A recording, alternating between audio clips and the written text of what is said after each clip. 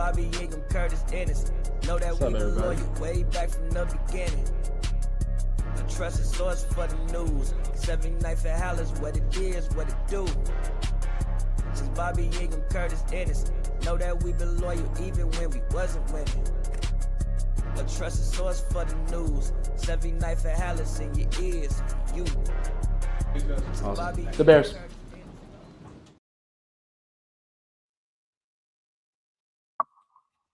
What is going on, ladies and gentlemen? Welcome back to another edition of 79th and Halas. This is episode 288. We're getting closer and closer to the big 300.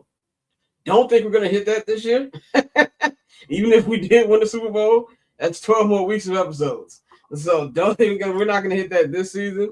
But anyway, it's your boy Scott and Flows here. Of course, you know to follow us on all social media platforms at Barchair Scott, at Flows and Delini. All of the links to everything we do are in the subscription box. If you want to listen to the podcast, Spotify, all that, YouTube, Patreon, whole deal is in the description box. So check all of that out, man. But we have got a big show on deck. I am trying to tweet out the link right now, man. But before I get into the actual big, each topics, how are we feeling after a massive week for the Bears? Overtime win, comeback win over the Green Bay Packers. First home win against the Green Bay Packers in 7 weeks. 7 years. I don't know why Joe dropped out of the call, but he dropped out of the call. So we're going to wait for him to come back in a minute. But first, Bears win over the Packers at home in 7 years for the second time in the calendar year of 2025. And also, playoff spot clinched. So, Joe, we lost you for a second, but how are you feeling? I am feeling really odd, if that makes any sense. I've never covered the Bears when they were a good team. And as a fan my entire life, I think I remember 2 times that I thought the Bears were a good team. In 2005, I thought they were a dominant team that should have won a Super Bowl if they, could have won a Super Bowl. In 2018, I'm like, this is a fun team, and this is just the beginning of everything. But they're not ready yet. Here, before the game, I had a few tweets, on my own page and on the 7th and Halas page, where I was like, I have no expectation yet because I don't have a barometer for this team. I don't know who they are. I don't know what they're good at, what they can do. And now expectations are starting to creep in, and I'm like, okay, who is this team? And I said, like, expectations started to creep in, and I think I'm starting to figure out who this team is. I think I'm starting to come up with a coherent idea of who this team is in my mind, and in reality, who they are and what they can be. And right now, I'm like, man, this is fucking nuts. Like, it feels so odd. Several things are happening right now. There are people who are fans of the Bears that I've never seen talk about the Bears in the last 10 years. 2018. The funny thing is, I didn't even see as many folks in 2018. And 2018 was a fun-ass year. You know what I mean? Matt Nagy's first year. The defense was good, right? If I'm correct? Defense was good. Defense was fantastic. If we had that 2018 defense, I'm already going to the Super Bowl, but I'd be staying longer for the actual game. Joe, we lost your camera here. We got some issues over there, but anyway. I don't know what the fuck's happening. Sorry. It's just a new setup in my new place, so please forgive me all if I was going a little crazy. But yeah, man, it's like, so that defense was great. The offense, I never truly had faith in. I love players like Anthony Miller, Tariq Cohen. I'm like, man, they're fun. I forgot who was that tight end that we had that was good for a season. Came from Philly. I'm like, man, it was fun. Trey Burton hit a mysterious injury. Right. You know what I mean? Like, it was a fun team. I don't know if I had faith that they would go farther. My thought is they would have beat Philly and probably lost in the next round. That would have been the divisional. But this team, I'm like, who the fuck are they? Like, are they a good team? And especially in the NFL season where, everything is wide open. The Chiefs are not going to make the playoffs. Patrick Mahomes tore his ACL. Their backup, Gardner Minshew, tore his ACL. And now there's a brother quarterback. I don't even know who the hell he is. you go to the Buffalo Bills. The Buffalo Bills don't look convincing at all. Buffalo Bills were in a slugfest with the Cleveland Browns, a team the Bears just smoked. Lamar Jackson. A game that they was up a decent amount too. You know what I'm saying? Lamar Jackson and the Ravens, I don't know if they'll make the playoffs. Like, it's so much is happening this year. And I'm like, I don't know what's happening. I don't know who's going to win. And then to throw a wrench into like the plan of a lot of the fan base. I don't know if you saw Orla's comment. A lot of the fan base didn't believe that Mitch was the guy in 18. We all believe that Caleb is that guy. Not all of us, but yeah. I think even the people who liked Mitch, it was, we hope he can get good enough. That's why 2019 was so hype. But it was a hope. We know now with Caleb. Right. That's why I think it's different. That's why I think, and the offense was scoring points. And even though I called this before everybody, and I'm gonna keep bringing it up every time, even though Matt Nagy is a cool dude, I called it and we gave. Yeah. I said this ain't it. So it was a different feeling because of that. But continue your point before I go. So my thought is, like, all these things have happened with the Bears. So much has changed, and there's much more consistency across the offense that we've never seen. And so my question is now. Funny thing is, I didn't know if that was an actual person or a freaking bot that just posted that. Anyway, what's the difference nowadays? Honestly, funny as hell. And so now I'm wondering to myself, like, man, I'm thinking to myself, is this a good team? And I didn't have any Bears PTSD like when it was happening, when the Packers were up 16 to 3 or whatever it was. I was like, here we go. This shit again. But I wasn't like, there was no 16 to 6. I wasn't like, I didn't feel that. I just said, man, they're not ready yet, but they'll get there. It's clear that they can stop. And the funny thing is, like, we'll get into that later because I have something to say about Packers fans. Packers fans have a lot of goddamn nerve, but we'll talk about that later. But my overall opinion is, right now, I'm trying to let this feeling sink in of, one, the Bears are back in the playoffs, and the Bears are a good team. And I don't know how to feel at the moment. It's weird, good weird, but just weird. Yeah, I'm gonna piggyback off that a little bit. First of all, my PTSD was bad on Saturday. I was with you the whole day. It was bad. It was bad. I had a doubleheader of stress.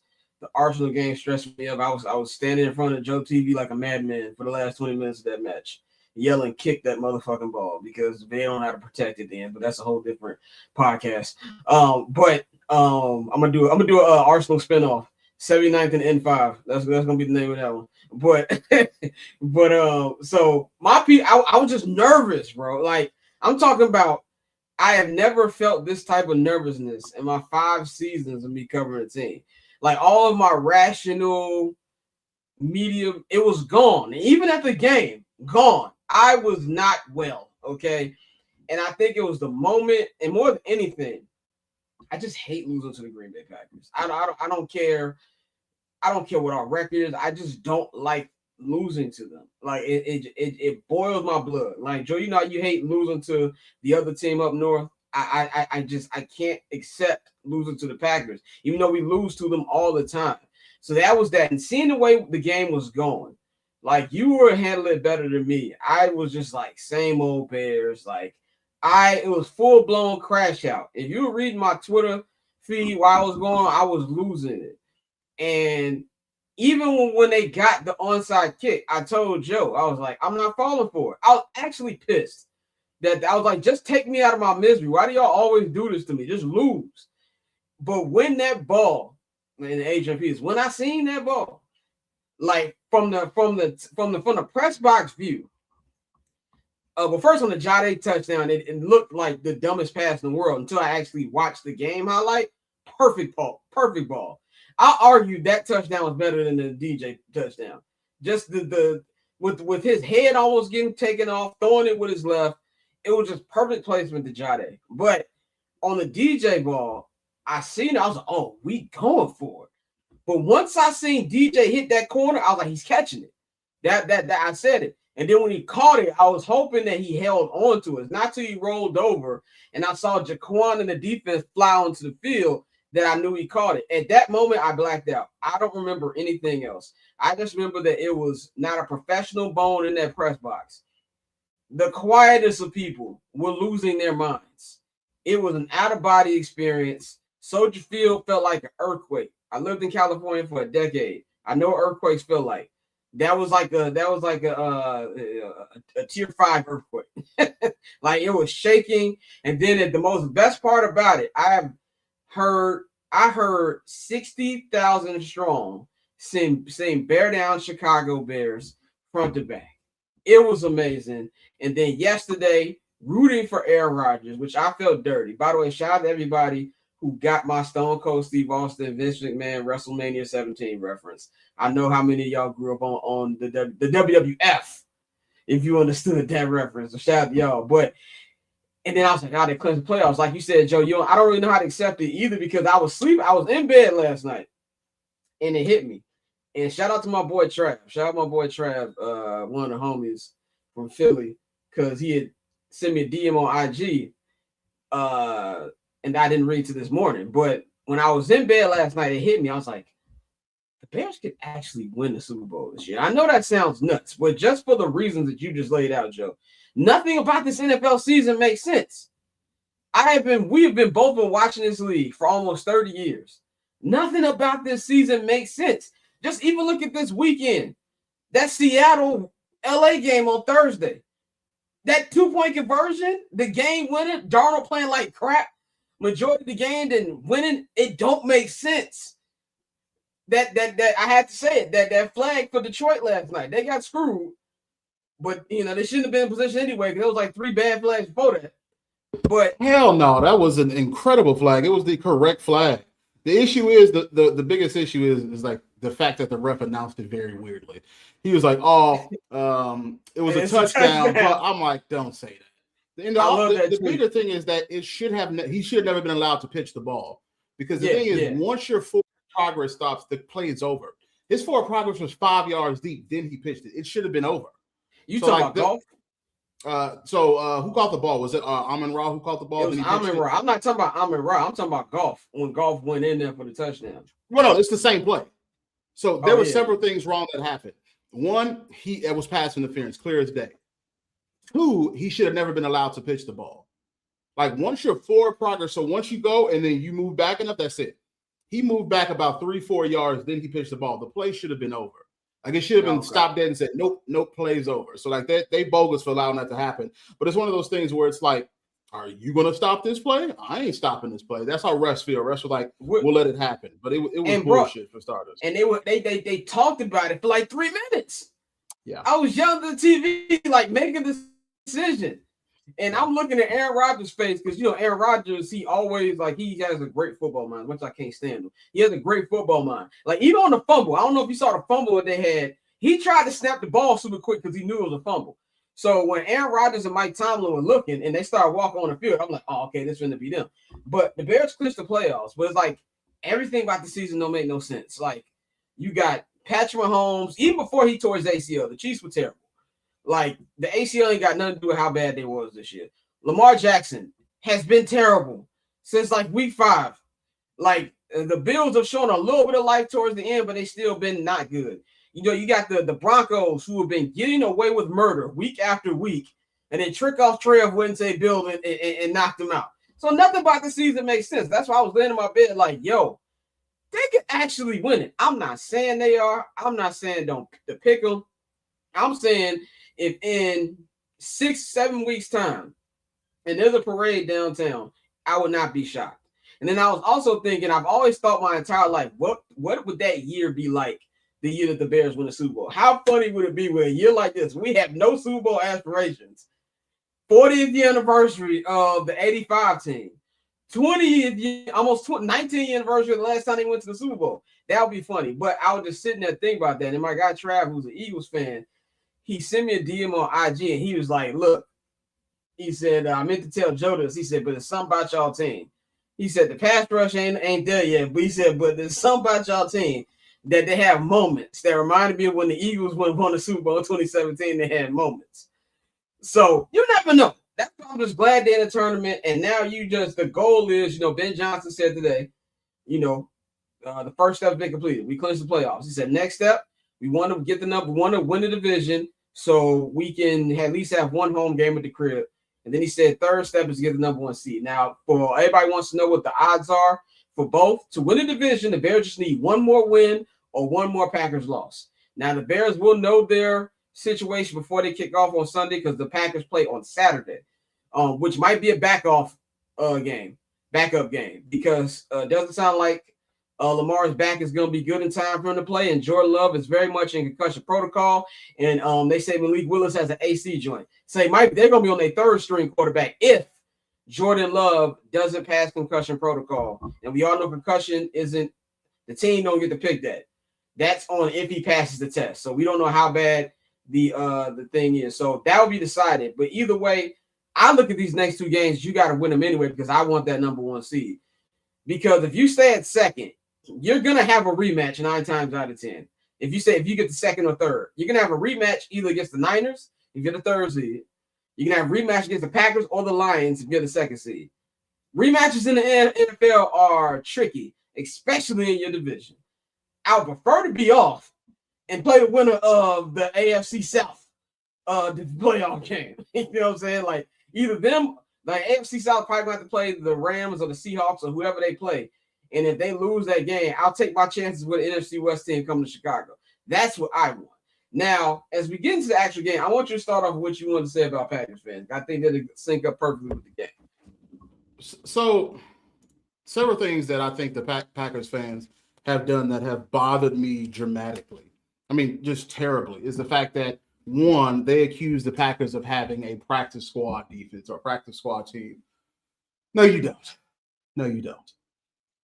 You have your entire skill player group healthy. Not healthy is a strong word, but they were playing. You had your entire skill group playing. I think the Packers were missing an offensive lineman. I'm not 100% sure. Yeah, Tom Frank, I think is his name. Yeah, I think it was a left tackle.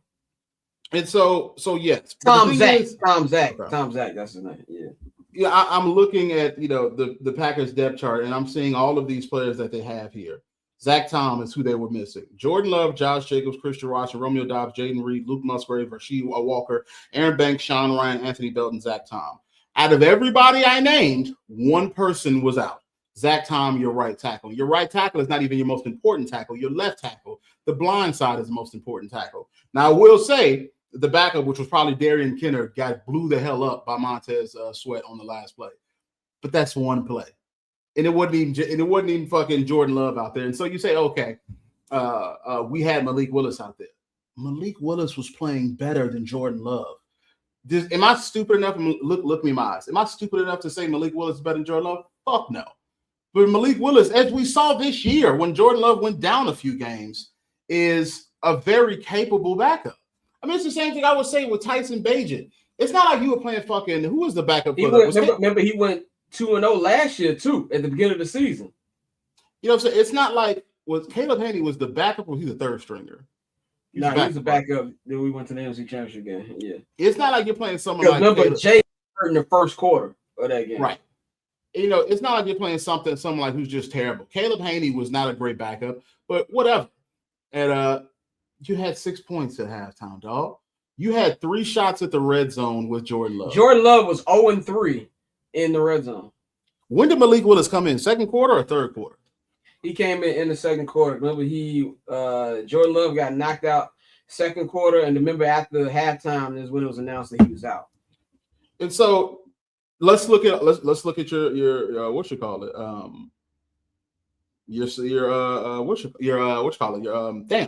defense. Rashawn Gary, it's your defense.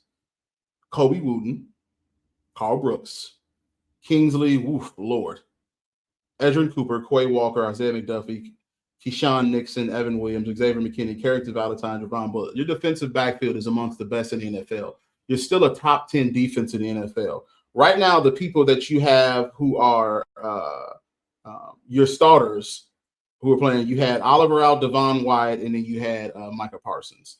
And I'm not even sure if Oliver didn't even start.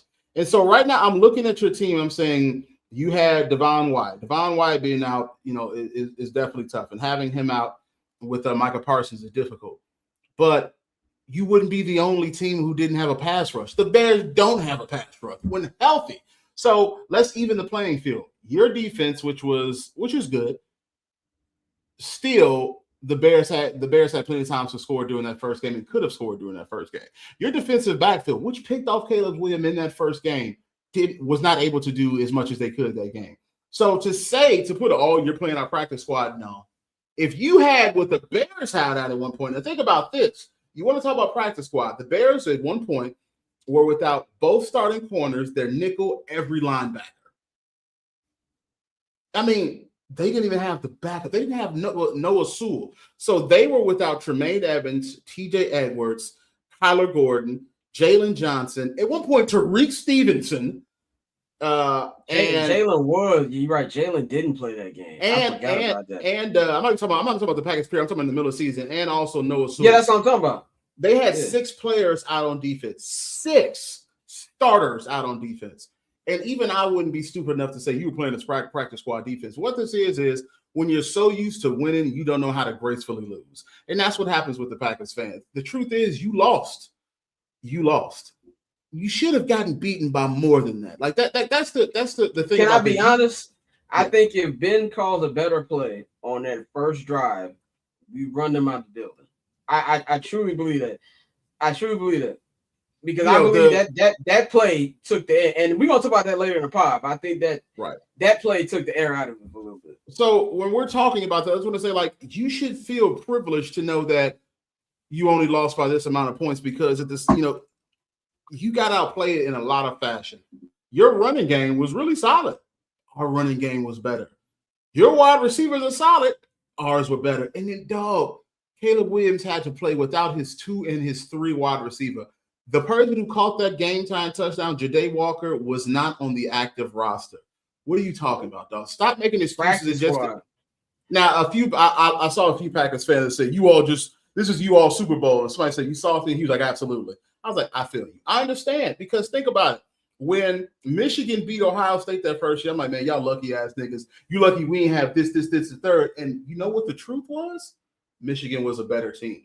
We had the wide receivers. We had C.J. Stroud. We had Olave, Garrett Wilson. Actually, was Garrett Wilson? Was that JSN? No, Garrett Wilson obviously was there. Olave, Garrett Wilson, JSN, Marvin Harrison Jr. We had all of those things and lost. You know why? Because they had an incredible defense. With a few players who are in the NFL now, they had someone like Blake Corum, a running back, who was running all over the Buckeyes. The truth was they were just the better team. And it sucks to say, I get it. It sucks because you have to have a bit of honesty about yourself as a team. But the Packers and the way you all are constructed now, this is your ceiling, where you're going to go. You'll be that 9, 10, 11 win team, but you're not going to go farther than that because the biggest issue is you don't have great wide receivers and your quarterback goes like this. And right now you're witnessing Caleb Williams, who clearly has a higher ceiling than Jordan Love. Has he had as good a season as Jordan Love first year? No. Do I think he's better than Jordan Love? Yes, I do. Did you see the second-year numbers? Very, very close. In fact, they're tied in touchdowns now. Tied in interceptions. I think Jordan Love has a little, maybe 100 yards more than him. Right. And this is year 1 in an actual football system for Caleb. This is year 3. Right. For Jordan Love. Actually, longer than that, because just because he wasn't playing, that wasn't mean he wasn't practicing the system. He was backing up for Aaron Rodgers. So I'm trying to land the plane with this, but my main point with this is you should learn to lose gracefully. You have a good chance to make the playoffs still.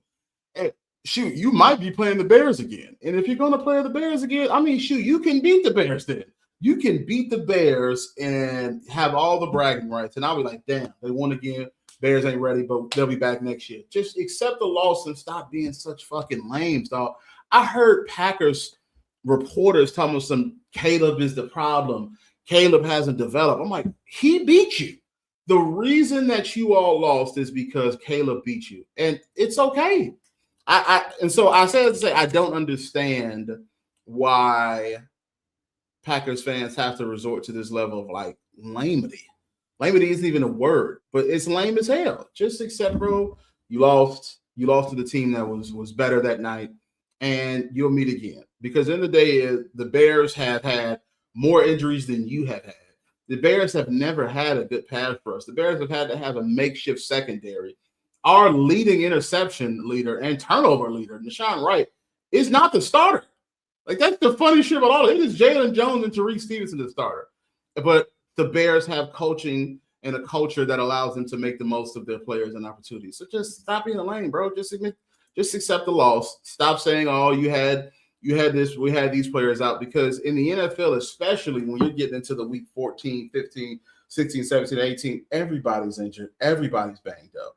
The Chiefs, you think the Chiefs would be 6-and would not be closer or be mathematically eliminated if Patrick Mahomes was still in?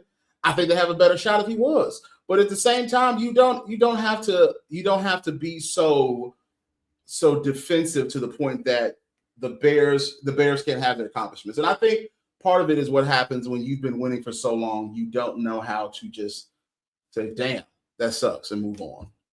Speaking of the Chiefs, we got a little breaking news here. This is from Sam McDowell, sports columnist from the Kansas City Star, and is confirmed by Yahoo Sports. The Chiefs have informed administrative officials that they will announce their move to the state of Kansas today, pending LCC approval. The team has been in Kansas City since 1963, so they'll be moving from Missouri to actual Kansas because of the stadium shit. So, interesting. But they're moving to Kansas City, Kansas. I'm guessing. Yeah, because there's obviously they're in Kansas City, Missouri, but Kansas City, Kansas. I thought there is a Kansas City, Kansas, and I'm guessing that's where the Chiefs are moving. I'm guessing they'll be moving, but I don't know. But anyway, Chiefs, Kansas City, yeah. So I mean, the funny thing is they're still going to be the Kansas City Chiefs. They'll just be, but it's a different state, right? How far is Kansas City, Kansas from Kansas City, Missouri? Is the real question. I'm guessing like 5 hours. City, Missouri. Now that's a long ass commute. Now that's different. Kansas City, Kansas, Missouri. It's 9 minutes. Oh, that's it. Downtown to just basic Kansas City limits is 9 minutes, so you're not really, losing. Yeah. Matter of fact, there's a subreddit from a couple years ago. Do Kansas City? Okay, my room and I are debating this. Do locals consider Kansas City, Missouri, and Kansas City, Kansas to be the same city despite the border? When talking to outsiders, Kansas City is the entire metro. It's easier. Like when I tell people I went to school in Chicago, I actually went to, like when I hear people, like here, when I tell people I went to school in Chicago, I actually went to school in a suburb. But if I tell someone I went to school in Chicago, when I really went to school in Naperville, I'd never hear the end of it. Oh, okay. So yeah, it's the metro area. Well, they're not moving far at all. I mean, but that's also like with the Bears moving to Indiana. Gary's across the damn street. Like, yeah, you can throw a rock and end up in Gary, Indiana. That's like moving from Roscoe Village to Lincoln Park. Yeah. And so, it's interesting. Somebody was getting on Freddie Gibbs, like, but bear in mind, he's from Indiana. I'm like, do you realize Gary is like 2 hours from Indianapolis? Well, I mean, he don't. And he's trying to get his shit. And literally, the borders of Chicago and Gary are this. So you could be on Gary, walk 1 foot over, and then you're in Chicago. You know what I'm saying? So it's just something right now where I look at it like it's just stupid conversation. It doesn't matter where they play. You know what I'm saying? Right. Like that's all that matters. But anyway, man, I agree with your points 100%. You know what I'm saying? Like, this is the thing with Packer fans. The thing with Packer fans is this. Y'all gotta stop acting like bitches. And my problem isn't really even the ones from Wisconsin. Because a lot of these people they're not from Wisconsin. Right. And Chicago Packer fans are the absolute worst. You know what I'm saying? Like, y'all are just losers because you couldn't. And I'm not saying that, you got to stick with the Bears. If you couldn't deal with the losing the Bears went through, whatever, don't go for the Packers. You know what I'm saying? Like, what are we doing here? But I look at it like this. Packer fans, they're used to the Bears winning a game, and we don't beat them for another 7-8 years. Yeah. This is back-to-back years where the series is split. Back-to-back years where the Bears could have won all 4 of these games. Yeah. Let's go back to the beginning of last year. The Bears and Packers at Soldier Field. The Bears had that game won. They attempted a game-winning field goal, and it got blocked. It got tipped, remember? It got tipped, and the Packers won the game. And then the last week of the season, week 18, the Packers the Bears beat them with the field goal with Cairo Santos. And I think Joe's internet froze. I'm trying to see. His internet definitely froze. But, you know, beat them with the, the field goal with Cairo Santos at the end. And then this year, both games coming down to the final possession. You know, you got the game in Green Bay came down to fourth and 5, 4th and 6, something like that. Caleb had a pass he could have got over to Cole Kmet, instead got intercepted. And then this week, overtime, game-winning throw to DJ Moore. It comes down to, it ain't so much fun when a rabbit got the gun. Now, we got to put a little context into the Packers' domination over the Bears these last 30, 35 years. The last time that the Bears really had a stronghold on this rivalry was the golden years of the Bears, which is the 1980s. I call the 80s the golden era of the Bears in the Super Bowl era, because obviously they won the Super Bowl in 85. They went to like 3 or 4 NFC championship games that decade, and they won the NFC Central, which is the NFC North, the NFC Central 5 times. So that is the golden era of the Chicago Bears in the Super Bowl era. So if you look at it, you know, Lovey had a good 2-3 year, I'll say from the end of Brett Favre's career with the Packers until Aaron Rodgers came out. So about a 4-year run that where the Bears dominated that rivalry a little bit. But if you look at the 30 years, they've had 2 Hall of Fame quarterbacks, 2 MVP quarterbacks, 2 Super Bowl champions, and Brett Favre and Aaron Rodgers. Who have the Bears had in that 30 years? We could be here all day naming the amount of quarterbacks that the Bears have had. You know what I'm saying? And so that's why I have to say you have to add context to it. We were always their homecoming game. It's just this simple. It didn't matter where it was at. It didn't matter if it was Chicago. It didn't matter if it was in Green Bay. But the situation is different now. It's an actual rivalry now, because we're not bringing a pencil to a gunfight anymore. We got a gun as well.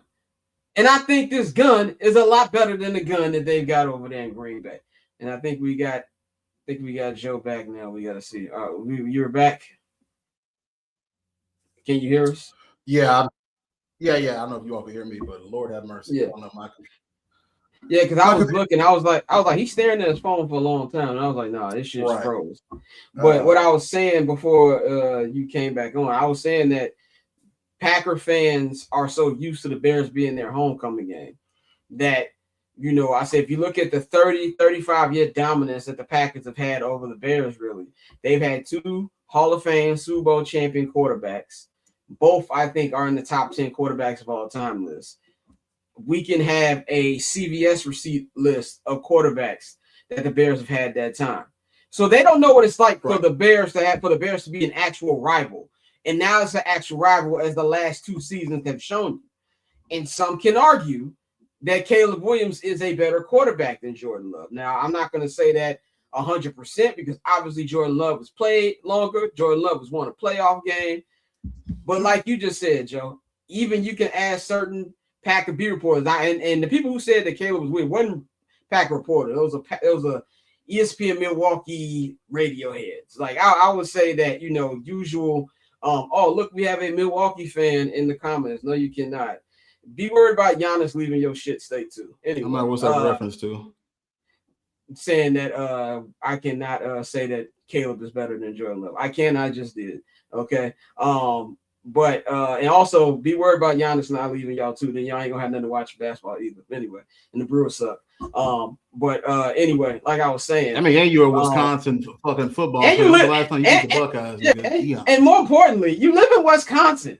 I would rather lose and live in Chicago than do anything and be in Wisconsin. But that's besides the point. Anyway, what I was saying was, it's a lot different when you bring a gun to a gunfight instead of a pencil.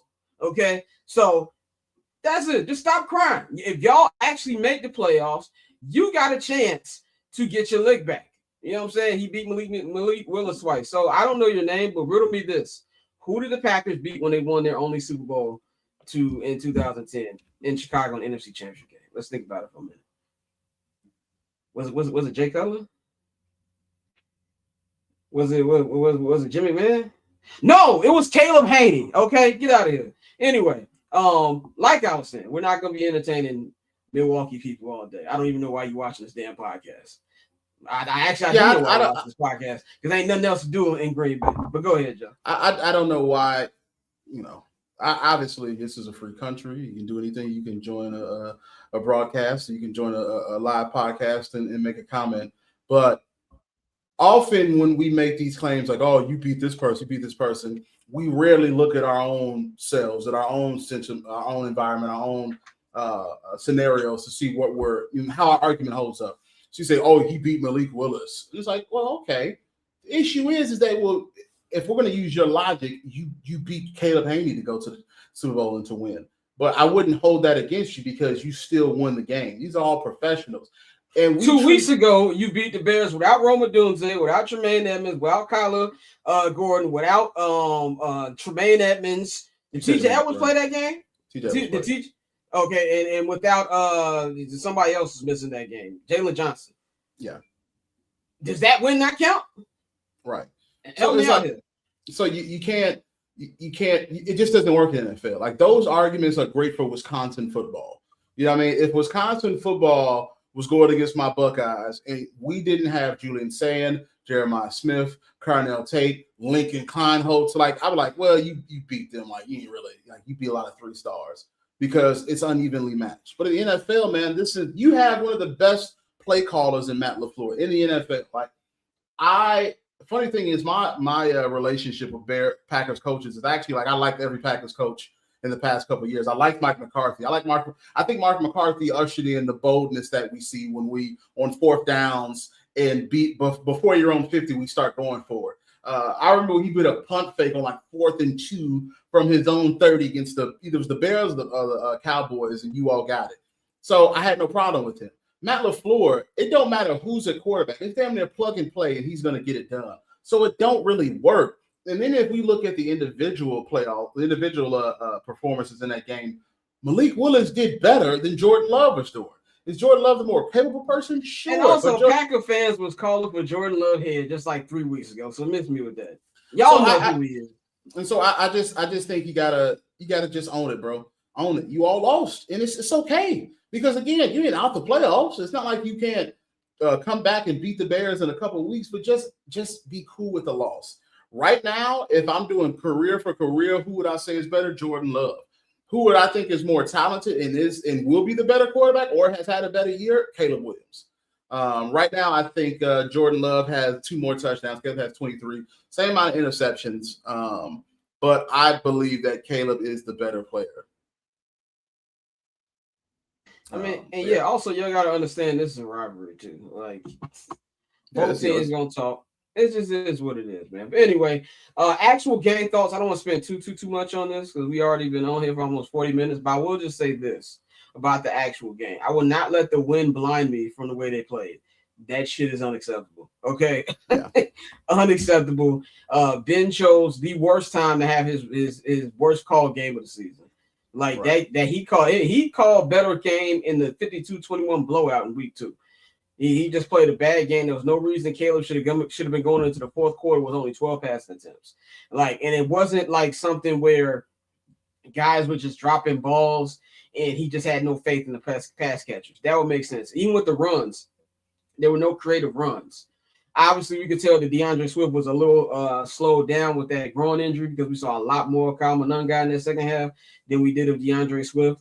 But I would say this: they got a lot of stuff to clean up. Against a good team in San Francisco this week. I do believe San Francisco can be had because of all of the injuries they have this year. So no Fred Warner, no Nick Bosa. That's going to help. That's going to be a test for them defensively. It's been a test for them all season defensively. And they let the Tennessee Titans put up 28 points like 2 weeks ago. So that defense can be had. Brock Purdy. I've never been a Brock Purdy fan. Brock Purdy is hot and cold this year. I will argue that Mac Jones has been a better quarterback than Brock Purdy this year. Like, he's been off and on. But regardless, Kyle Shanahan, a.k.a. Kendall Roy from Succession, is an amazing play caller. And honestly, I think he probably should be coach of the year with all the amount of injuries he's had, and they still booked the playoff spot and still have a mathematical chance to be the number 1 seed. So you got to play better against Kyle Shanahan and that team in a building that you don't play that well in. Historically, the Bears do not play good in San Francisco. I don't care if it's Candlestick Park. I don't care if it's Levi Stadium. They didn't play well when it was the 85 team. They just don't play well in San Francisco. The Bears are the reason that Colin Kaepernick has a career. Y'all might not remember that Monday Night Football game in 2012. I do. Okay. When it was like undrafted quarterback Colin Kaepernick making his debut, and he ran the Bears all up and down the field before they went to the NFC. No, before they went to the Super Bowl that year. They actually went to the Super Bowl that year. So you got to come correct. You got to come correct against Detroit, because there's a good chance that you're going to be facing one of these 3 teams again in the first round of players, whether it's San Francisco, whether it's Detroit, and whether it's Green Bay. And now Green Bay is extra pissed off. They're going to come with it too. So you have to play better. So I thought win was obviously good. You put yourself in the driver's seat. You beat the Packers at home for the first time in 7 years, and now you got a chance to win the division. With that kind of play, you're going to be out in the first round. You keep playing like that. Yeah, I know I had a conversation with Mikey, and we were talking about who would you prefer to play if you're the Bears, the Lions 2 weeks in a row, or the Packers. And I said, give me the Packers, because you don't want to play one of your rivals in your same division in back-to-back years, back-to-back weeks. It's just a recipe for losing. And it just doesn't good. You want to have some space in between, because what ends up happening is you play the back-to-back weeks, you get to refine your game plan a bit more. And a team that is refined and is a machine as the Lions are, it gets more difficult. And so right now, I would think to myself, if I wanted to play any of those teams, I would want to play the Green Bay Packers again. When we're going back to the Bears' performance against the Packers in the second game, they did not play well. And if this is what they bring to the playoffs, yeah, they'll be out in the first round. But it all goes back to my original sentiment. I don't think the Bears are ready just yet to be that contender. I think that's going to take some more time. And if I had to guess, they would win one playoff game before they would lose, because the biggest issue is, how can you successfully win a Super Bowl without a pass rush? Now, I understand if I think about this philosophically, rationally. If I think about it rationally and I be reasonable, I'm sure we can go down the line and find one team that won a Super Bowl with a so-so pass rush. You know what I mean? But I do not think, like, I don't know what pass rush ain't even so-so. This is bad. You know, I'm thinking about in the history of the NFL, I don't know one that has won with a bad pass rush. Can you think of one, Scott? A bad one? No, I can think of. There's been some who won with okay pass rushes. Over the last couple years, you had to have a really good pass rush to win. Right now, the Bears are 21st in the league in pass rushing. The only other teams that are below us and that are good are the Patriots, the Jaguars, the 49ers, and the Panthers. 49ers have 16 sacks on the year. Yeah. But even the 49ers get a pass because all their top defensive players are hurt. No, we're not talking about really good pass. We're just talking about pass rush in general. So, like, the only teams on here, it's like, wow, they don't have that, are the Patriots and the Jaguars, who are division leaders. And so when you look at the top of the league, you have the Broncos, you have the Steelers, the Seahawks, the Chargers, the Lions. And so I say all that to say that I find it hard to think that the Bears can win it all if they don't have a good pass rush. The pass rush is very inconsistent. But y'all want to pick up? Judon already signed with the Bills last week. Yeah. So that dream is over. But would I have wanted to? Sure. You know, I mean, it wouldn't have hurt. Obviously, the C.J. Gardner-Johnson thing impacted. So you know, but obviously, he wanted to go to Buffalo. I mean, but even naming all those playoff teams, like, you know, the Niners is on that list mainly because Nick Bosa's hurt. But that's the team you're gonna be going up against. So that's also why, even though their pass rush is stupid, I mean, it's bad, and you can't think of any team that have won with it. This is the weird year. This is the weird year. That might be that one year, you know, where that happens, man. But I want to take this one thing from the game. I was going to do this after the Caleb topic, but I feel like it ties into this game. They don't feel like it does. Ben Johnson's play call on that first drive of the game. Now, I saw a couple people saying, "Oh, y'all always be out on Ben when he make up a bad play call." I think Bears fans have this thing where when we get a new shiny toy, aka a new coach, we're scared to criticize him, and I just don't agree with that. If you call a shit play, I'm gonna call it out. I obviously love Ben Johnson. I think he's a phenomenal play caller, much better of a play caller with being a head coach in year one than I expected him to be. I thought it might take till year two. Having said that, I have no problem with being aggressive. This is who Ben Johnson is. But I think there's a time and a place for everything. I don't feel like that was a time or a place. That's a play I pull out when I'm at least up a touchdown. You know what I'm saying? Not when you're going against your division rival. There's so much on the line. You're at first. You running them down. You mowing them down. They had no answers for the run that entire drive. You have 1 yard. And then if you're going to do a high snap, don't do it to a short running back. Calvin Nunn is not maybe an inch or two taller than me. Like, he ain't tall. So that's too high of a snap. So, but my question for you is, do you think that Bears fans, we're just going to have to get over that and accept I don't want to call it the bad, but the bad that comes with the good also of Ben Johnson. And sometimes you're just going to be like, fuck it. And it might not pan out well.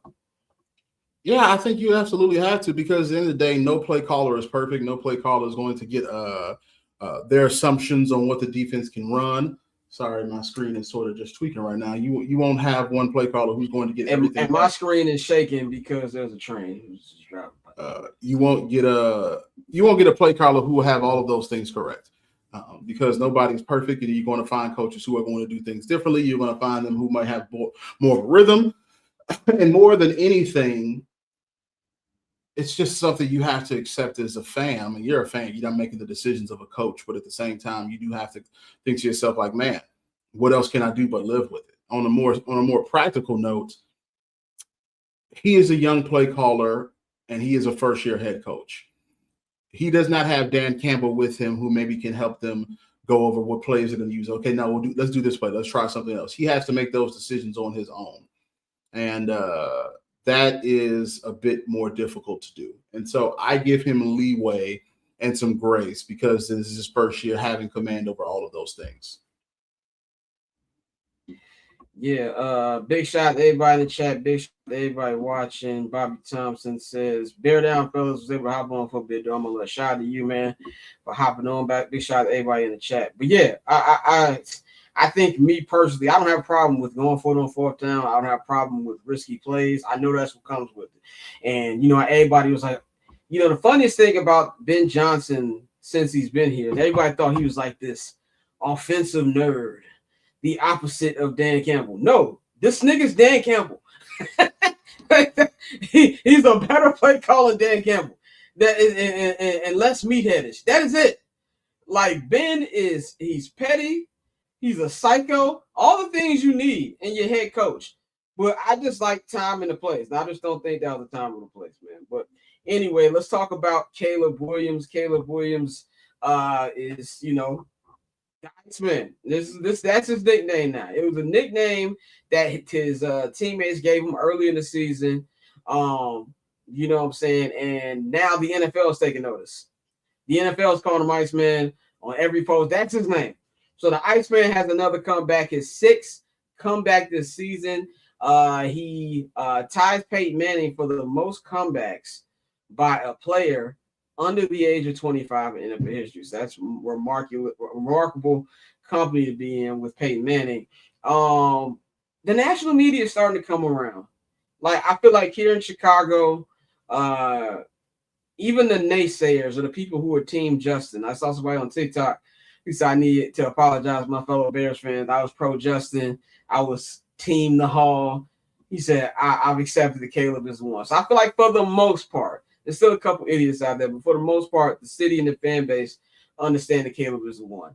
This weekend, you started to see national people, come to it. Even Emmanuel Acho, who was saying all them crazy things about Caleb Williams, came around. This kind of what you said last week, Joe. I was like, I feel like people hate Caleb, but you was like, he just got to play well. People will give him his credit, and that's what we saw this weekend.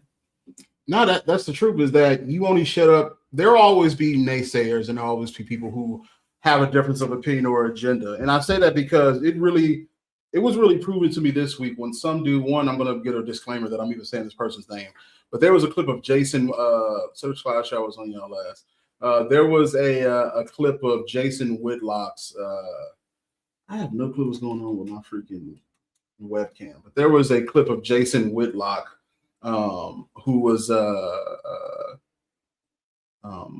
had some guests on. There's some dude named Coach Tom Brown or some shit like that.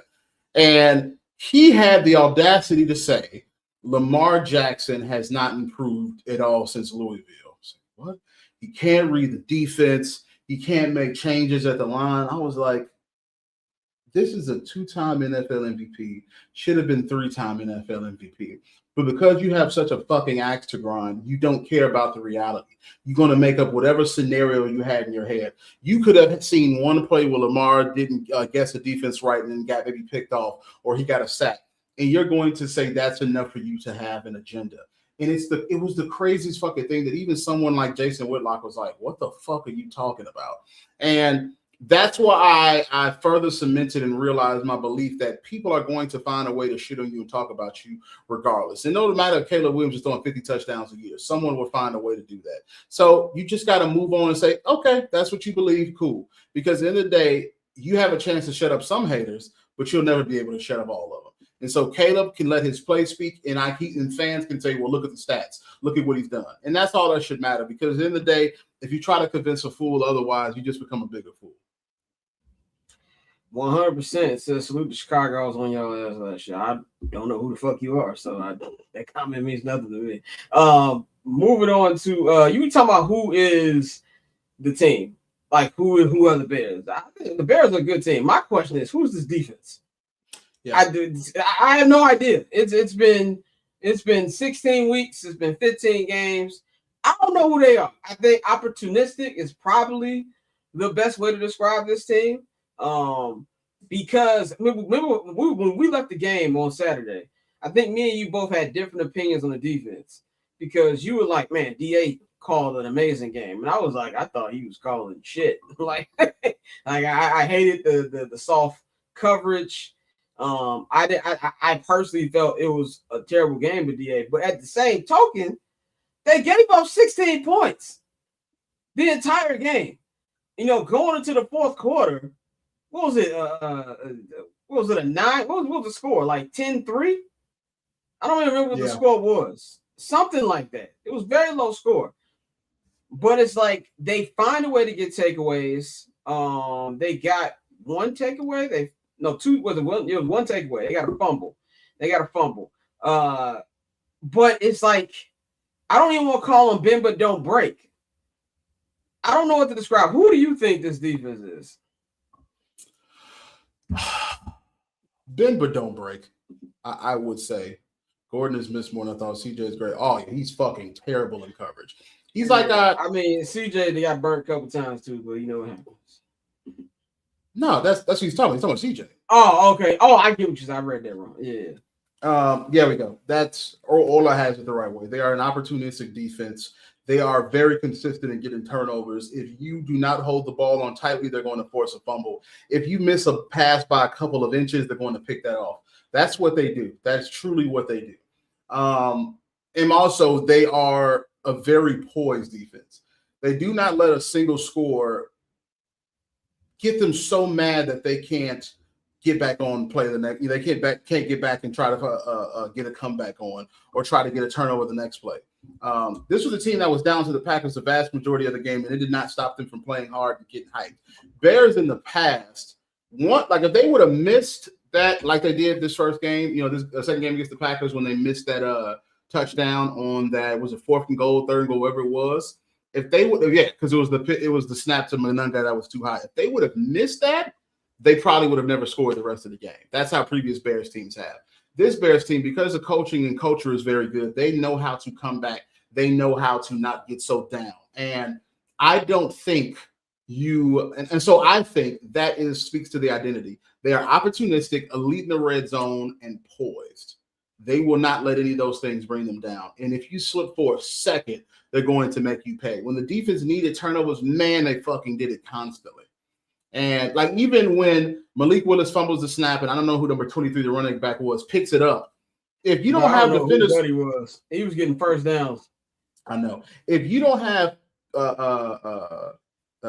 players who are going, oh shit, let me get him. Like, oh shit, like help make sure he doesn't get a first down. Because the thing is, Malik Willis could have fumbled it, but if nobody tried to get the running back who was going towards the ball, he could have got a first down still. But they're like, no, what? I have to get to my man. And they're disciplined. They're disciplined. Said Commanders fan. Oh, I do remember you. Shout out, I forgot you was in our chat last year, going back and forth with me and Bang. Oh yeah. Shout out to you, man. Yeah, I'm with you. I don't know. It's the weirdest defense I've seen in my life. Regardless what happens this season. And I don't care if that means Lombardi trophy. I don't want to see a lot of these dudes next year. I think Ryan Poles, you know 100% what your job is, brother. You know, the further this team goes, the more chips I want to put on the table for Myles Garrett or Max Crosby. Okay. Yeah. That I'm trying to play in those waters. No disrespect to Trey Hendrickson. I like Trey Hendrickson. And if the Bears got Trey Hendrickson, I'm cool with it. But I think this team has shown you that no matter what happens this season, it's time to play in the Myles Garrett, Max Crosby waters, okay? Yeah. And you need to rebuild this entire, I don't like you said, like Bobby said, top 3 picks, all defensive line. All defensive line. All your money. Defensive line. Okay? Linebacking core is strong. We got depth. Secondary is the heart of this defense. You got to rebuild that whole D-line, okay? Because next year, we can't rely on the amount of turnovers we got this year. So, that's why I say that. Final topic today, the Bears have a chance at the 1 seed. So, in order to get the 1 seed, in fact, the Bears have an opportunity to go into the last week of the season as number 1 seed if these two things happen. If the Bears beat the San Francisco 49ers and if the Seattle Seahawks lose to the Carolina Panthers in Carolina.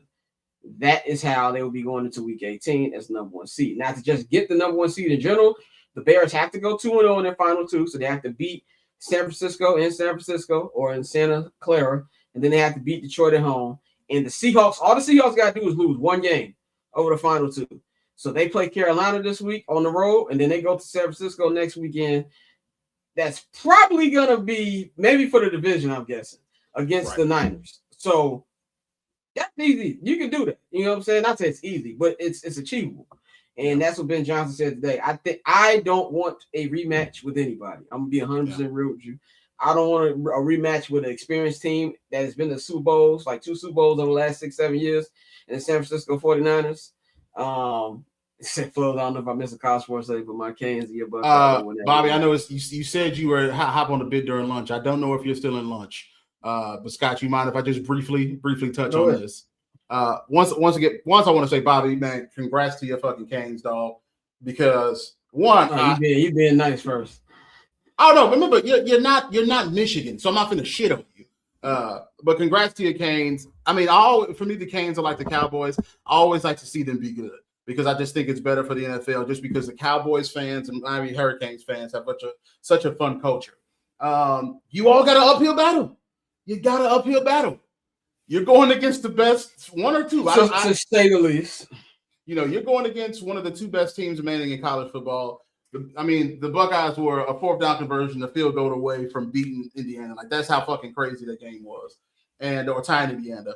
And so you all are going against, I truly believe we're the best team in America. You all got one of the best freshman running backs in the game. We got one of the best freshman running backs in the game. It's going to be fun. If I had a prediction, I would probably say 30-20 Buckeyes. I'm not so I've been a Buckeyes fan my whole life, and so I know when I get too cocky, that's when shit goes wrong. Like, I thought the year Michigan won their natty was the year the Buckeyes were gonna fucking win it all. We did not. I think, matter of fact, no, I take it back. I think it was the year before. What's the year CJ Stroud went against Georgia? We missed a field goal. Either it was to win it or to tie it, and then Georgia won. Whatever year that was, I thought the Buckeyes were gonna do that, and we fucking didn't. So I've learned, and then over the years, back in the day, when the Buckeyes would just smoke everybody in their schedule and then get absolutely steamrolled by the SEC. So I'm not stupid enough to think that the Buckeyes are going to steamroll Miami. No, it's a college football playoff. You all have a opportunistic defense, opportunistic defenders. So I don't know. We shall see. But good luck to you, bro. College football playoff is not college football playoff to me is incredible. I know people have some shit with it, but I'm excited. I'm looking forward to it. Right. I keep forgetting the infamous, what was it, a 4th down in 2002, Scott? The Buckeyes got away with that one. When we played Miami in the was 2001 or 2002? We got away. Oh, I know what you're talking about. Yeah. It was, I think it was a 4th down call or something that happened that I couldn't remember. I was like 10, 11 years old. And I was just looking at my cousins like, what happened? And they were like, we should have got away with it. So yeah, 23 years later, man, shit's fun. But anywho, Scott, I'm sorry, I just had to do a little bit. Go ahead. Touch on Said, I hope we play the Eagles in playoffs. Get rid of double doink. Look, man, do not bark up that tree. That tree will fall on you. I want no parts of the defending champion. I'm sorry. No, I want no parts of them again. Okay, they already won the division, so the only way we would play them is if we drop to the wild card. So that means you got to go back to Philadelphia. Right. I'm straight on that. But like I was saying about the 1 seed, I don't want the PI. Holy shit! PI. Right. Terrible call. Awful call. Terrible call. Like I was saying, so I want the number 1 seed because I want no parts of rematches. I don't want to play an experienced team like San Francisco for the second time.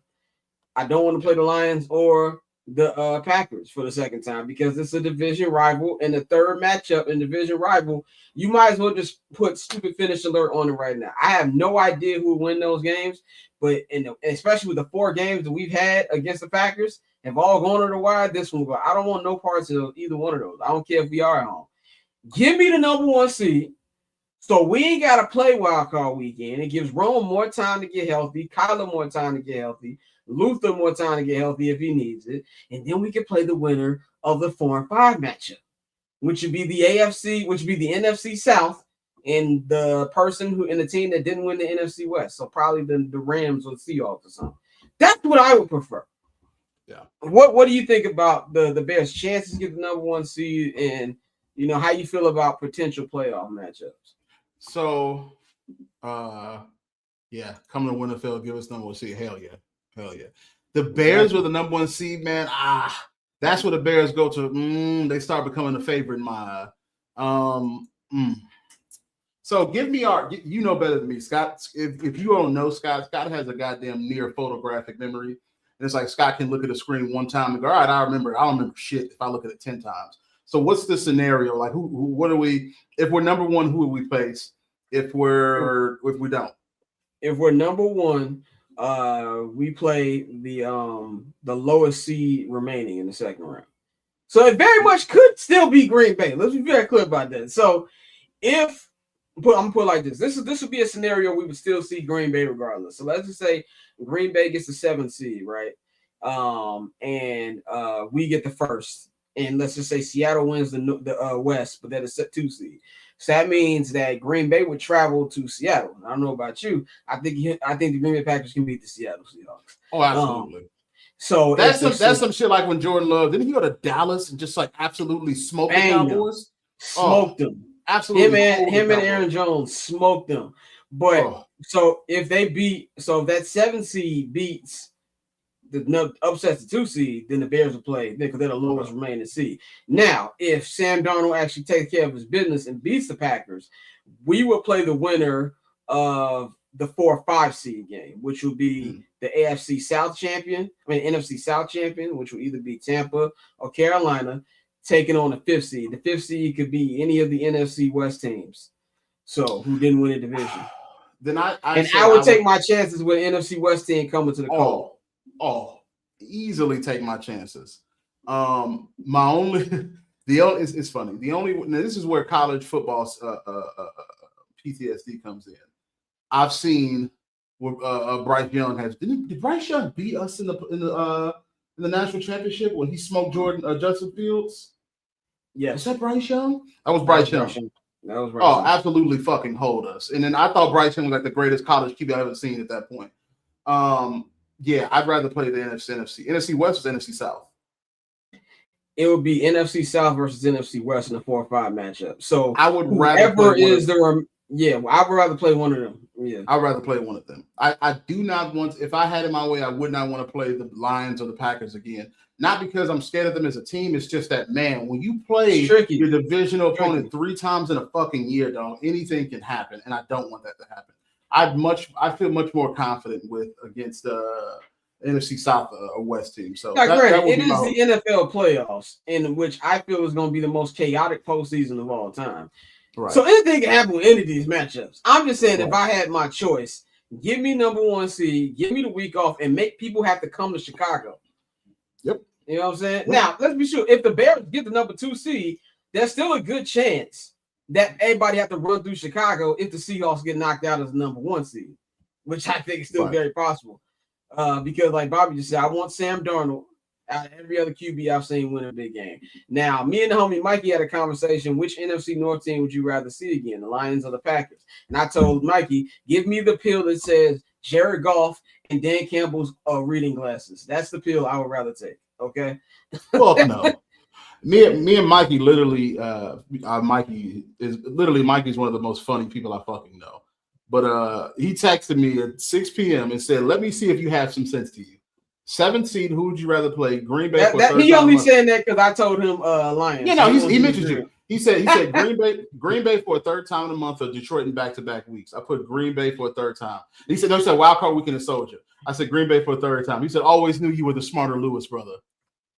And I said, he said your brother tweaking. He keeps saying Detroit. I said, I get his point. His point is that he's dependent upon Jared Goff and Dan Campbell doing some tweaking shit, which they can absolutely do some tweaking shit.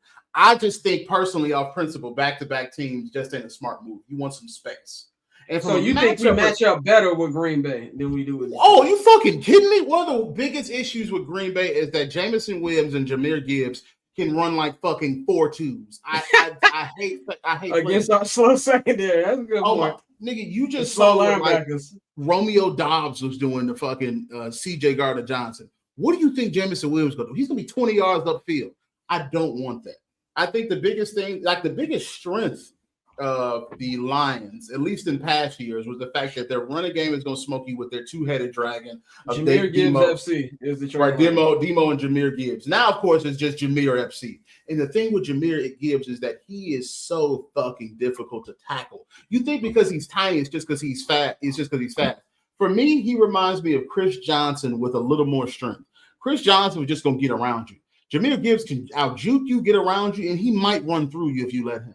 And I that's the thing that I just hate. And then Jamison Williams, though he's never going to be a consistent 1,000-yard receiver because he's just a tweak, brother, if he gets space, he's going to take off for you. And I don't think the Bears have the speed.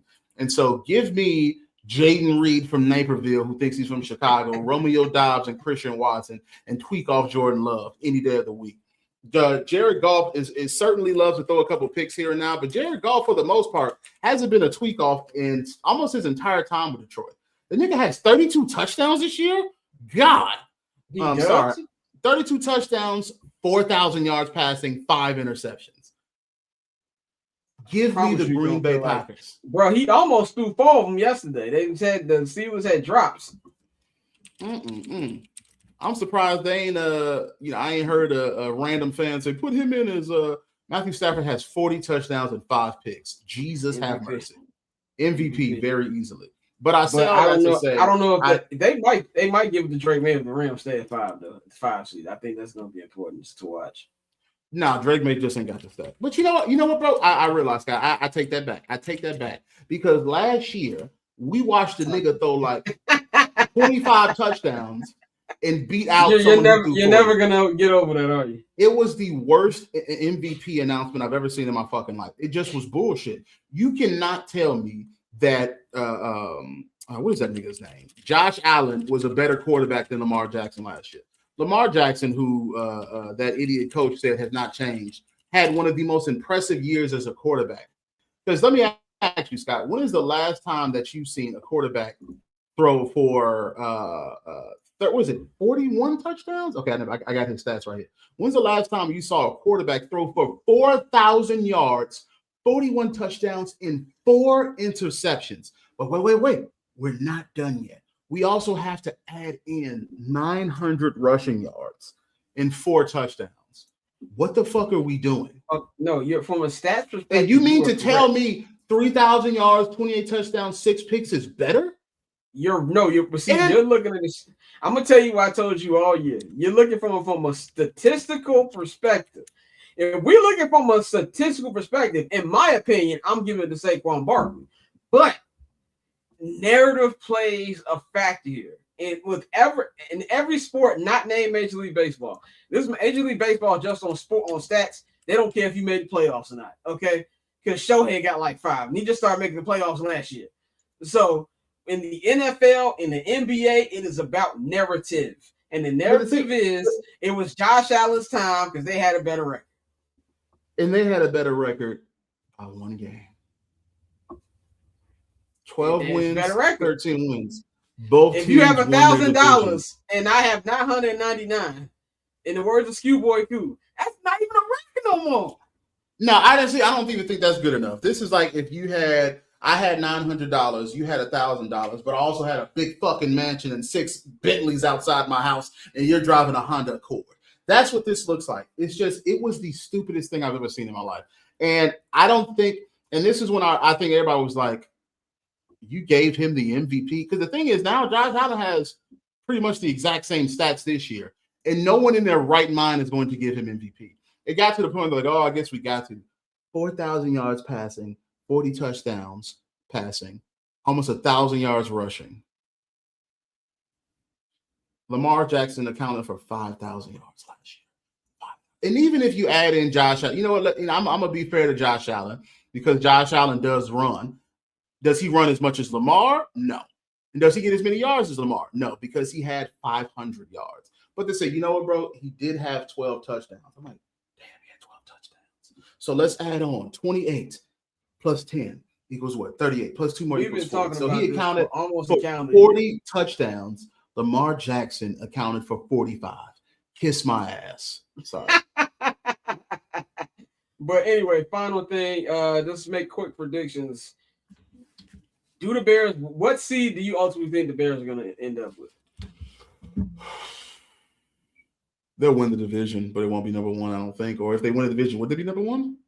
No, if they win a division, they have the 2, and at worst they have the 3 seed. They will be competing with Philly for who's going to have that. But if we finish with the same record as Philly, we get the 2 seed because we have the tiebreaker because we beat them. It might be shocking, but I think they're going to win these last 2 games and be the number 1. So I think they finish as 13-4 and then the number 1 seed. Yeah, I'm drinking the Kool-Aid. I think they win the next 2 games. I think that Seattle is going to lose 1, if not both of those games, because they don't. Seattle on the road is different than Seattle at home, and these final 2 games are on the road. Carolina is playing real well. Carolina's feeling himself, and look. Much props to Sam Darnold. I think at worst, Sam Darnold is a really good quarterback. And from where he's come from, I'm seeing ghosts, I will give him credit for even getting to this point. Having said all of that, if we ranking quarterbacks in the NFL playoffs currently, he's the second to last intimidating quarterback. I'm gonna put him over Bryce Young just because I still need to see a little more from Bryce. I think what Bryce is doing this year is really, really good.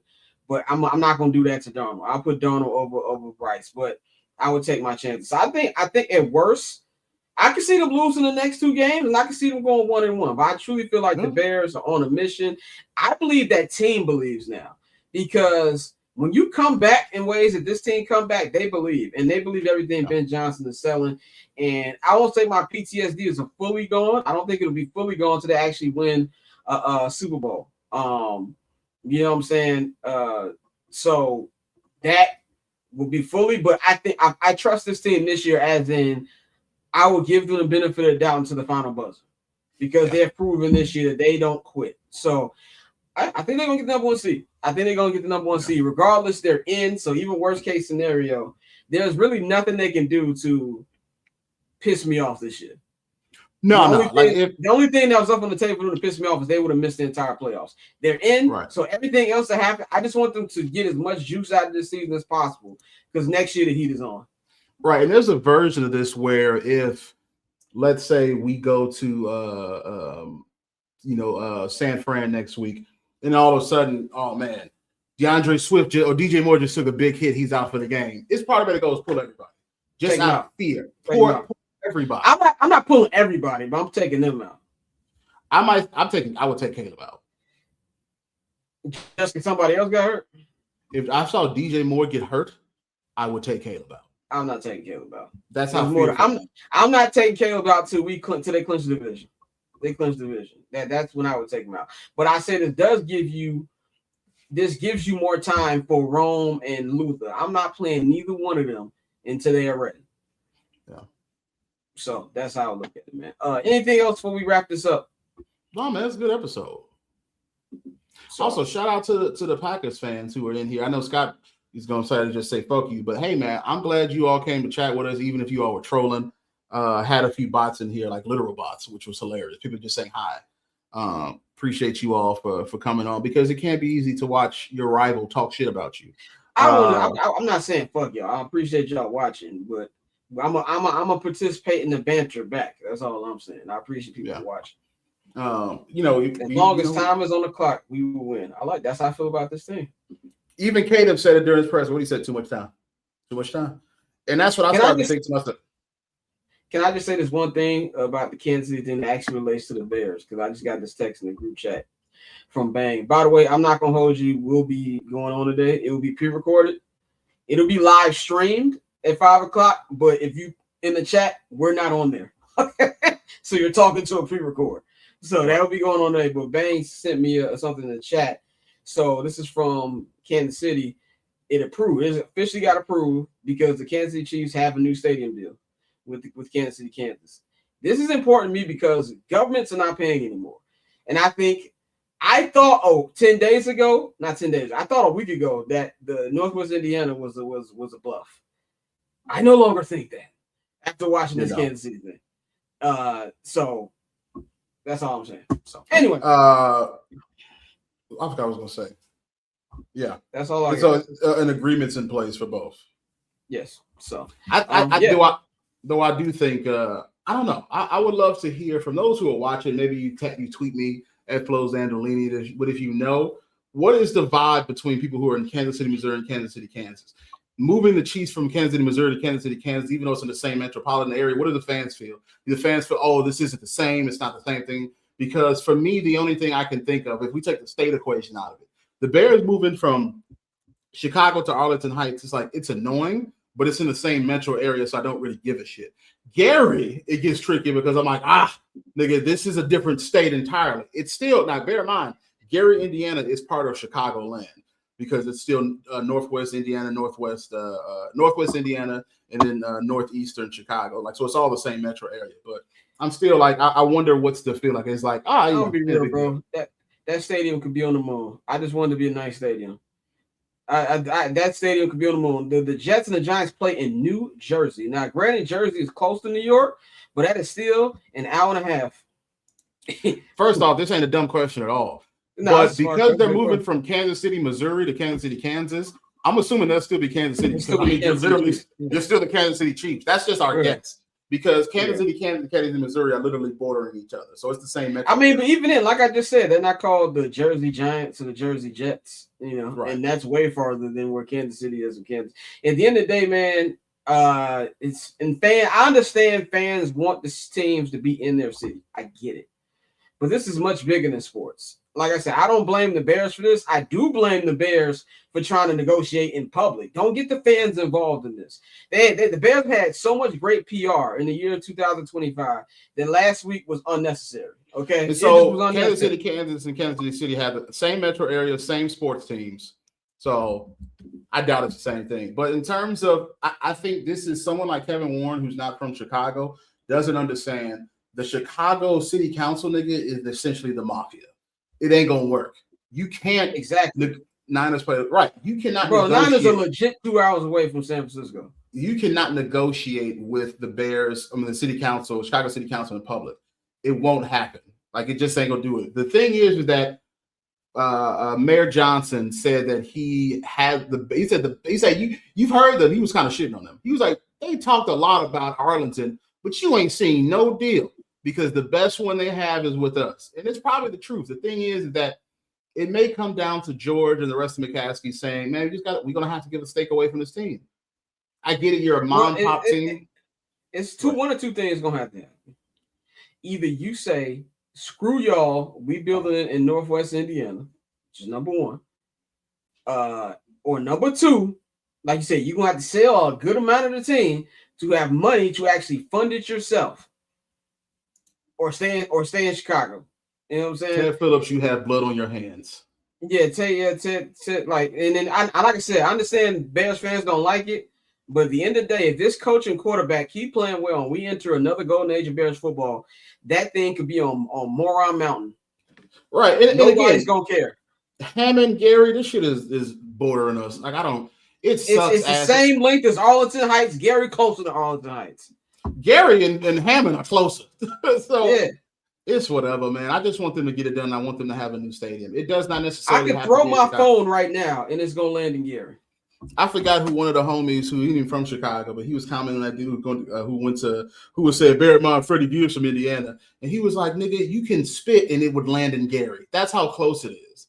So I mean, somebody who's from Hammond, Indiana, or Gary, Indiana, 9 times out of 10, they're going to be Bulls fans, Bears fans. Cubs fans, baseball depends, but football and basketball, they're going to be Chicago fans. I mean, if Freddie Gibbs, shout out to Gangster Gibbs, Big Lord, Freddie Gibbs. If by the way, Lord, come on the show, bro. Come on the show. Come on the show. You follow Joe. You probably don't remember me, but we done drank together multiple times in Los Angeles. Come on the show. All right. Come on. Everybody tweet Gibbs. Tell him come on the show. Somebody said, why don't they look for land more west? It is. It's a shit ton of land west. But it all comes down. I'm not going to hold you live from the Horseshoe. It's about Horseshoe Casino? Yeah. He funny as hell. It all depends on the municipalities. Like, what are they offering them? It seemed like Arlington already had, because of the racetrack, had space for them that wouldn't require any other more. I don't see why they just can't put a foot over Soldier Fields. The biggest issue is that, remember, Chicago, the Chicago Bears do not own Soldier Field. In addition to that, they still owe money from the crap renovations they did 25 years ago. And also remember that the mayor doesn't have as much control over it because it's Park District, and that's a separate. And it's not like he's running it like a strong arm. It's an entity that does not truly answer to him. They have more autonomy. And so it's a very difficult thing. And also on top of that, Brandon Johnson is resolute. So it really depends. Black man. I don't think he's the best man though. Huh? So shout out to the black man, but I don't think he's been the best man. I think he's improved his reputation only because he's had someone like Trump to counter. You know, it's like when you're sterling silver, you're not platinum, but nigga, if you put shit next to it, you're like, damn, look at the silver. He got the Trump. Bro, Bobby, you are fucking, oh my goodness, nigga. Yes. The Park District is the mafia, dog. You can't get like that field is terrible. They could at least put better grass. No, that's what they've done. Yeah. So Joe, you brought up a good point about Kevin Warren, because Kevin Warren put together my second favorite stadium, my third favorite stadium, US Bank Stadium. But Minnesota politics are nothing like Illinois politics. Nothing like Illinois politics. I don't know what was the deal. How much did that cost? What? The US Bank Stadium. I have no idea how much it cost. It wasn't. But see, like everybody's like, "Oh, do what SoFi did." Do you know how much money Stan Kroenke has? The owner of the Rams. He owns the Rams. He owns the Denver Nuggets. He owns the Colorado Avalanche, and he owns Arsenal Football Club. And that's not including his other businesses. He probably got money by himself. Okay. So the Chicago Fire. I just want to say the Chicago Fire. They got their stadium. Remember, they said the Bears should get that area in the South Loop. The Chicago Fire's new owner is not a broke boy. Okay. Right. He's paying for that new stadium out of pocket. That's Stan Kroenke? What the Rams owner? Yeah. He owns the Rams, the Nuggets, the Avalanche, and Arsenal. Bear in mind, Stan Kroenke is worth $21.3 billion. And bear in mind, the McCaskies are worth about $1.3 to $1.7 billion. But I looked it off. And so Kevin Warren's essentially, to get my Minneapolis, they were playing at the, oh my goodness. What were they playing? The Metrodome, right? Yeah, you see that friends in the park, you just start sweating. Checking your pockets. They were playing at the Metrodome, and essentially, I'm reading this article. He was able to have a nice little coalition of people who were ready to go along with it. He had state legislators in Minnesota. He had the county, Hennepin County. He had Minneapolis people ready, and he had labor unions who were ready to go along with him. So he had all of those business leaders and politicians able to go with him. In addition to that, he pitched it as they were in a structurally outdated and collapsing building as the Metrodome. So he said, this is public safety, this is economic development, and this is infrastructure replacement, and that mattered politically. And so he split a tax funding model. So no taxpayers pay for everything. They just spread it around in responsibility. And when the window happened, when they had friendly legislators or fear of losing the Vikings to another city, that's when they were able to do it. And the total cost was about $1.1 billion. $1.1 billion. How much did SoFi cost? Do you know? SoFi was like $5 billion, I think. Oh, and so $5 billion. Yeah. And so $1.1 billion, I mean, that's billions of miles apart. But the Bears proposed stadium is, the whole development is around $5 billion, dog. That's a lot of fuck. The stadium itself is $2 billion. And then Stan Kroenke built up the whole area. They got Hollywood Park over there. NFL got their own offices over there too. And it's across that whole area because the Clippers, exactly. The Clippers, because even for the Clippers to build into it, Steve Ballmer had to buy the farm for them to be able to allow the build over there. So a lot of this stuff is all politics. I just want to answer one question from Damien. He said, wouldn't it be smart and cheaper if the Bears played in the White Sox Stadium? I mean, the White Sox can move anyway. First of all, the White Sox will move over the MLB commissioner's dead body. Okay, I know that the White Sox are a little brother, but they're still a Chicago team, and they're not allowing them to move into Charlotte, number one. Number two, they're not going to move out of the rate, whatever the name of the stadium is now, because Jerry Reinsdorf completely owns the building. So he's not going to get a new stadium and have to get in bed with somebody where he got to pay a lease. He owns it. That's one of the best stadium deals in sports. Yeah. And then you got to think about it. So we're looking at Stan Kroenke. We're looking at Steve why Ballmer. do you guys think, do you think the guy make a good playoff run and change mind be harder now? They don't give a fuck what people want. No, they don't. You have to. So the best way that the Bears can frame that. Well, I wanted to take it back to Steve Ballmer and Stan Kroenke. Steve Ballmer is worth $120 billion. And so obviously he's not the one footing the bill for it, but he is another smart business leader that is helping to get some changes going to allow those processes to happen. And that's a lot of money. That's like $150 billion. And I don't think the Bears have that sort of pool. And that's just the truth. He has to go through too many hoops within Chicago politics. And part of it, you have to go through the Park District. And I'm going to put y'all on game, Joe. Something you just said about money. The Lakers didn't even have money to build a new stadium. Why? They've been wanting to get out of Staples Center for like almost a decade now. But that's why they sold the team to the owner of the Dodgers so they can eventually finance a newer stadium, because Staples Center is almost 30 years old now. So it's all about money and politics when it comes to these buildings. Right. Sorry about the sneeze. And so the biggest issue is that Kevin Warren has to find a way to create this as an economic development for the Bears. Like, hey, we have to make sure that we're doing this for the city, because not only will Soldier Field not just be a simple building that's used during big concerts or Bears games, it's going to be a year-round thing. And what now he's dealing with is the Illinois General Assembly feels like it's a giveaway. Chicago and Springfield are fighting each other and not collaborating. And no one wants to give political ammo to either, if you're a Republican, you don't want to give it to a Democrat. If you're a Democrat, you don't want to give it to a Republican. And so infrastructure funding is radioactive. And the Arlington Heights deal has sort of poisoned the well. The Bears bought the land. Then the property tax fight came. Then the public threats, then radio silence. And so if the Bears are already fighting over taxes, why trust any future projections? And that's why people are blaming Kevin Warren for Ted Phillips' mistakes. Right. And the $855 million infrastructure ask is just, it only works when budgets are flexible, revenues are stable, and voters aren't angry. Right now, you have transit funding crisis, pension obligations and just public skepticism about looming projects. And so it's difficult. It's a lot. I'm glad we were able to talk about that because we didn't really get a chance to talk about that. So that's all we got because I got to record. I'm not going to hold you. Like I said, I'm not going to hold you. We'll be streaming at 5 p.m. Central Time on H&B Media, but it'll be H&B Media, Barber's Chair, and my YouTube with the new collab function they got on YouTube. So it'll be pre-recorded. So if you're in the chat on there, remember me, Dante, and Bang aren't actually on there live. It's pre-recorded. But the audio to this will be up by the end of the day. If you missed it, you can just replay the stream. I'll be having that up before the day is over.